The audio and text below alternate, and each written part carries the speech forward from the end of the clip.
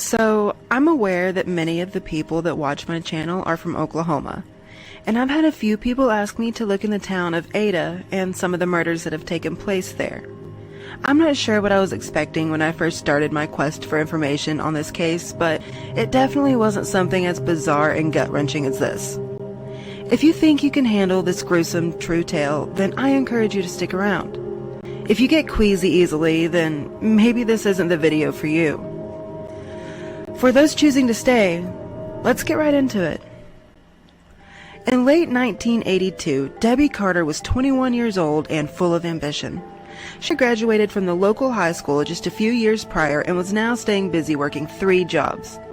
During this time, Debbie was also able to move into the first apartment that she could call her own. What an exciting time! Until it wasn't so exciting for her anymore. Early on December 7th, 1982, Deborah Sue Carter drove home from her job after a late night on her feet working as a waitress at Coachlight Bar and Restaurant. Sometime after she made it inside her apartment, an unknown individual knocked on her door and proceeded to force their way inside. They raped and strangled Carter with her own belt and the cord of an electric blanket. The following day at around 11 a.m., a friend of Debbie's, Donna Palmisano, decided to pop in and see what her friend was up to with the intention of inviting her out to lunch. She noticed that there was broken glass on the ground around the apartment, and though it was odd, she figured that Debbie had locked herself out of the apartment and had to break in. The last thing she expected was to go inside and find Debbie completely motionless, face down in her bedroom, with everything surrounding her drenched in blood. Donna called Debbie's mother, which in turn called the authorities. When investigators arrived on scene, they find several notes left around the room, obviously left by the killer. The assailant wanted his victim to be found. He wanted to play the serial killer's game of cat and mouse with the local authorities. The first note that they found was written in nail polish directly onto the apartment wall. It read, "Jim Smith will die next."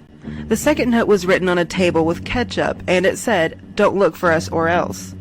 The third note was written on her back, also in ketchup. It said, "Duke Graham."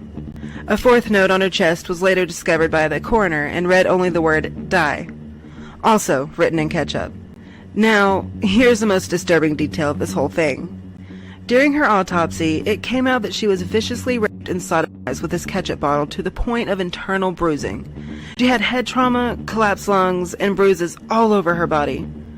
What kind of a cold-blooded piece of shit do this to another human being? Well, I'll tell you who they thought did it.